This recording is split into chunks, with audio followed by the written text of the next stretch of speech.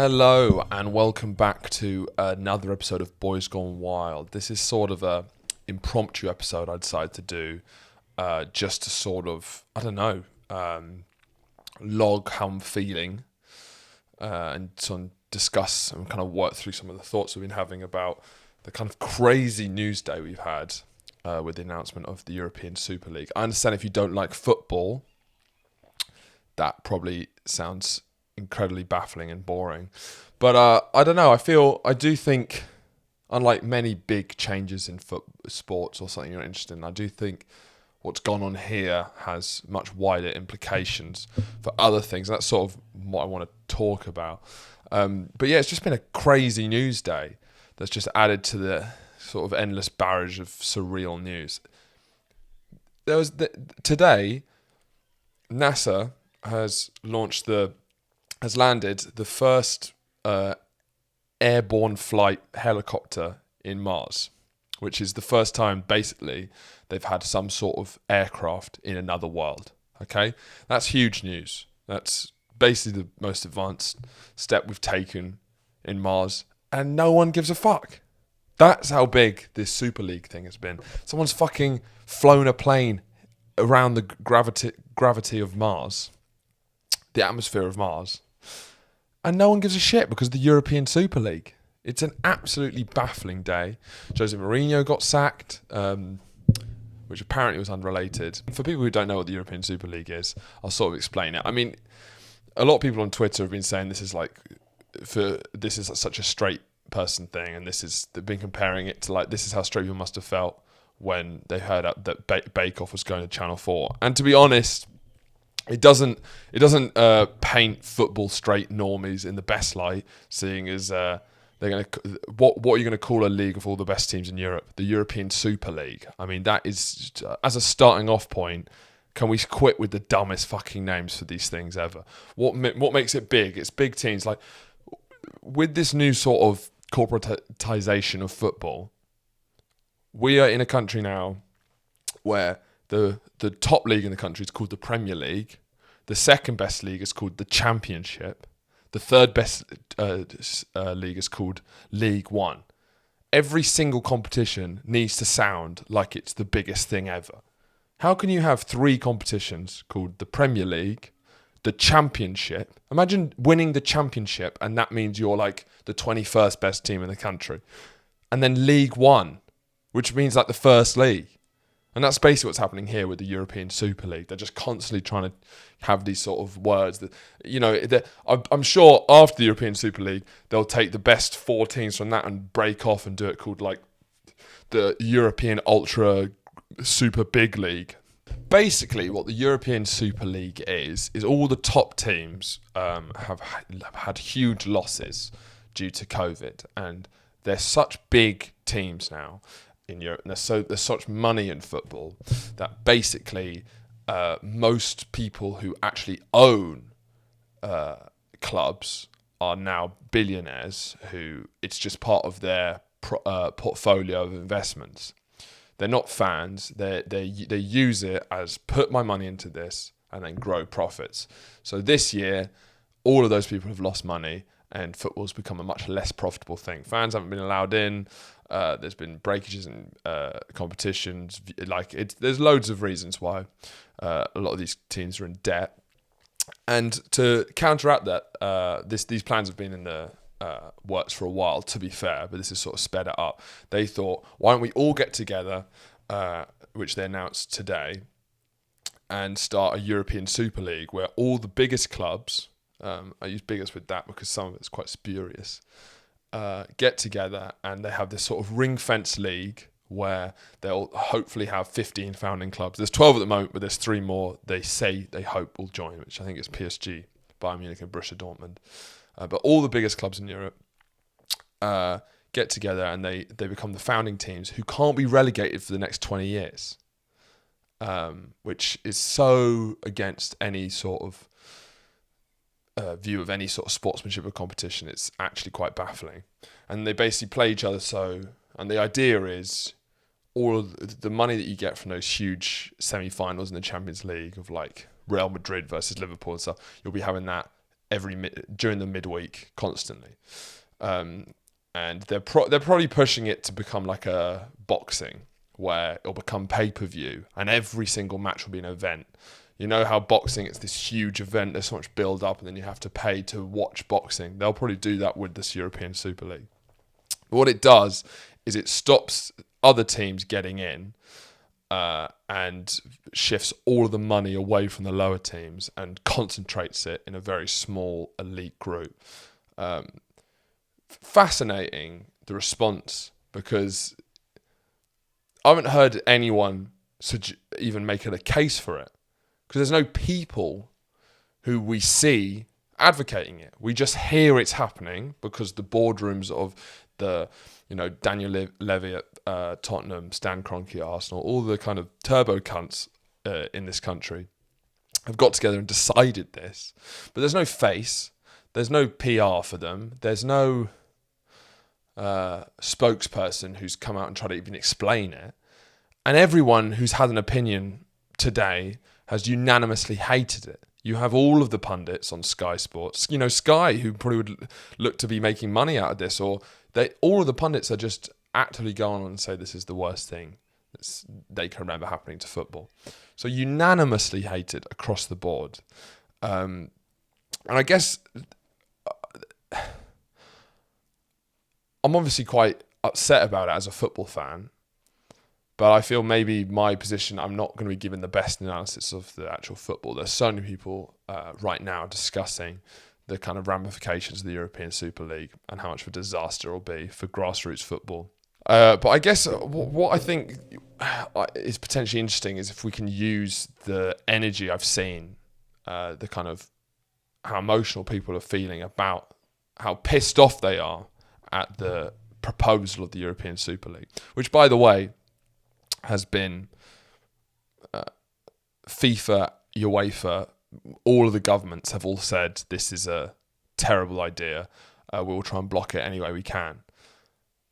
They knew that going into it, and they've still put it out, which is what's terrifying, is that these clubs and their owners know that the big governing bodies of football are fully against them, and they don't care. Governments are against them, and they don't care. It's terrifying. Because, FIFA is not exactly the best governing body in the world, but to be worse than them and make FIFA the kind of on the good side shows just how dark this European Super League thing is. I mean, there's a lot of things being thrown about, and it'd be fascinating to see how this unfolds. I mean, FIFA are threatening anyway for that any players that play in the European Super League will not be able to play in the World Cup or anything. So it's going to probably be a war of attrition from both sides to see who caves first. But it's interesting to see how people care a lot about this, because people love football and football's interesting. People can talk about football for hours. And it's something that a lot of people in this country and all over the world, but I've certainly noticed it very deeply in this country. A lot of people, their lives are football. They work hard during the week so they can go see a game on the weekend, and that's how their community can frame itself around a football team. And that's football's not their entire life, because there's lots of other parts of their life, but football's the way that they frame their reality, and it's a super important thing for so many people in this country. And that's why when this happens, you can see how we're all talking so openly and emotionally about how we're feeling about it. But I guess that's because football's interesting. But in this country, what's basically happening in the European Super League is happening in every aspect of our lives. It's just too boring to discuss on a mass scale. This is happening in healthcare. This is happening in rail and transport. All of these things where the power's been shifted away bit by bit, pretty much since Thatcher, away from any regulatory body, away from governments, away from unions, away from people, towards private companies, global private companies who are completely unaccountable. It's happened in tech, but all of these things, they're too boring to talk about, because who gives a fuck? Who we're not going to have this huge debate about, the privatisation of rail, even though we get pissed off that it costs fucking 40 quid on an hour's journey on the train, we're not going to have these sort of debates. I'm not going to come on here and talk about train prices, even though they're important. But I think they're all linked to the same thing. So I guess trying to get the sort of cynicism and pessimism and turn it into a potential that this could be a turning point if done correctly. Because this is the perfect time for collective action in the face of private tyranny. Because this is building into my biggest fears for this country. And I've said this on the podcast a lot, which is like, though I consider myself very left-wing, progressive in many ways, I've always pulled back at like super anti-nationalist sentiment when the left is constantly going on about how awful this country is. It's not the way I see this country, and I don't think it's also tactically the best way to view this country. I think we should put forward a better idea of what this country is. And I guess my fear, and has been, and why I support protecting a certain way of life and an authenticity when I can see it in this country, is I'm terrified of Britain becoming a non-place, which is a term by a French philosopher. I forgot what his name was. This French philosopher termed this thing called, which happens in capitalism, non-places. Car parks, shopping malls, motorways. Basically, these places appear around the world that could be anywhere. Like I was in South Africa a couple of years ago and I was in a shopping mall and all the brands were global. It was the same design as a shopping mall anywhere, and I could have been anywhere. You know, it doesn't place you anywhere. If you walk down the streets of central Paris, you see the Eiffel Tower, you see these things, you see the cafes and the cuisine, the culture, you know where you are. That's a place. But more and more we're seeing these places that don't really exist as actual places. And that's my defining fear when we get rid of, like, when we think, oh, British, any sort of form of like pride in Britain is so bad. And if we don't replace it with anything, this whole country will become a motorway. This whole country will be a shopping mall. And that's exactly what's happening with these clubs. One of the great things still left in this country is the football teams and the immense history. If you go to Anfield, Old Trafford, Arsenal, of course, there's an immense amount of history of the oldest football clubs in the world, built on a working class fan base, who, you know, work hard all week so they can go to the weekend games, spend money on it, and that creates community around it and a history, and it's a way of life. This sort of European Super League with these sort of owners, most of whom seem to be American or foreign owners, who have no connection whatsoever to any of these communities or teams, seem to turn something that's authentic and interesting about where we live. And this is not just Britain, obviously. It's all over Europe. It's the Italian teams, it's the Spanish teams. And they're trying to turn it into this sort of non-place. Because the European Super League would be a shopping mall. It would be a motorway.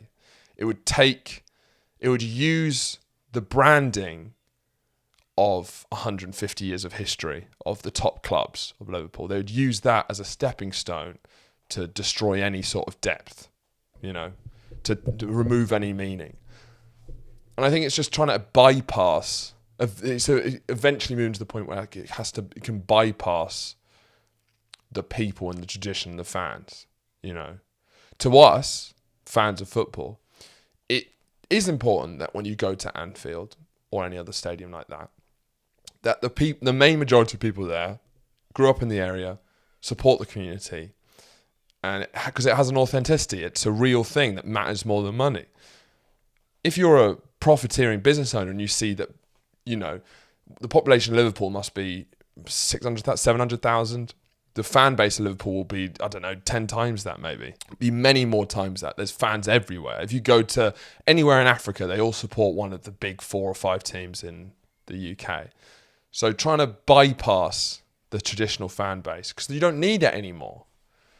And I wonder if it will reach that stage where they'll try and bypass fans and they'll just have pay-per-view events and they'll use the kind of hundreds of millions global fan base to the point where it's meaningless where Arsenal came from. It's meaningless where Liverpool came from. These things are irrelevant. They're just these global entities that have no place or community. And I guess that's what made me feel so kind of upset, as well as obviously being a football fan and not wanting to see the fucking death of such a great sport. But it's so almost predictable that this is going to happen in every walk of life. But this feels like a fight that can be won, where healthcare, when that comes around, it will be a slow death that none of us will realise till it's too late. At least with this, the outrage, I don't think the European Super League is going to happen.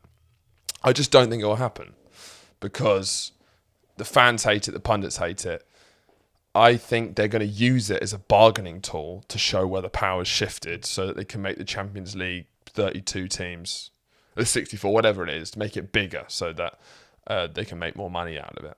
But what can happen from this, and which I hope does happen, is if it does go ahead, if we can realise our own collective power and not go to any of the games, boycott all the games that happen for the European Super League, don't watch any of the games on TV or pay-per-view, stop, try and use some sort of organised power against these owners who seem to run football now. Because it is the case that as much as we're told constantly that the power is fully in the owner's hands, it's not. It's just trying to organise the mass of people who care about it most to being effective. I think sometimes the way we talk about how it's all power is concentrated in this small amount of elites is very true, but sometimes that narrative is debilitating because it sort of encourages us to believe that it's hopeless. If there's no one watches it and they stop making money from it and you stop giving money to the club, it will stop becoming profitable and they'll have to stop doing it. There is a power if we can organise effectively. And maybe if we can achieve that, which I think football's such a already organised collective thing, it's going to be one of the easiest things to organise. You're 60,000 people meeting in the same place every weekend. It's probably quite an easy place to effectively organise strikes and boycotts and stuff like that.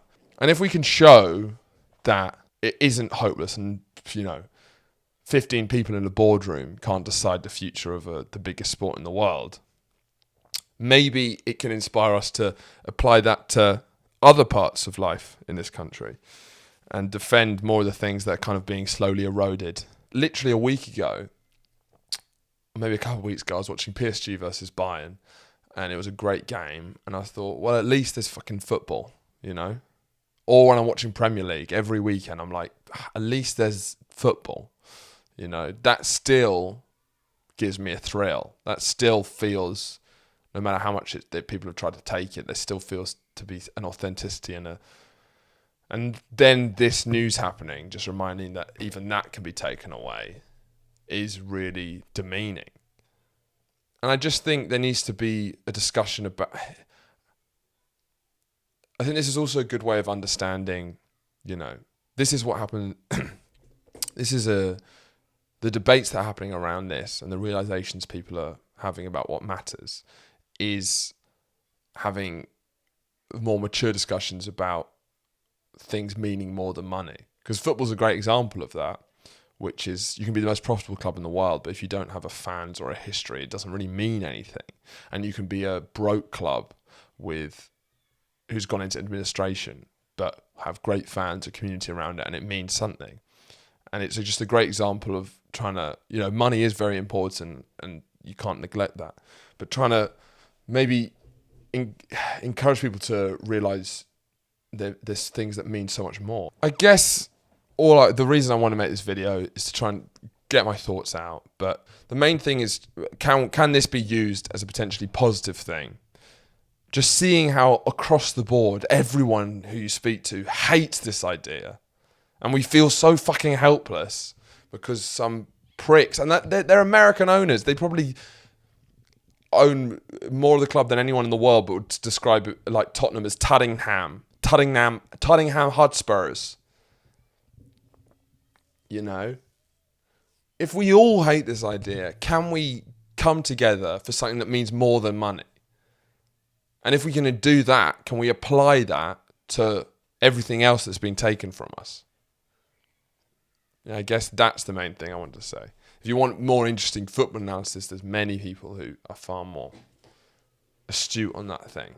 But I wonder if we can prove to ourselves that we can organise effectively to stop something that's clearly wrong, to fight for the meaning of football, not the money. Can we apply that logic to other things? You know, is health nationally more important than making profit out of health? Is the ease of people being able to travel affordably more important than the companies making profit? Can we organise to achieve those things? I don't know. That's my thoughts right now. Please comment below what you guys think. And I hope that this disgrace doesn't happen. But anyway, I'll see you guys for a normal episode. Friday, 9:30 a.m.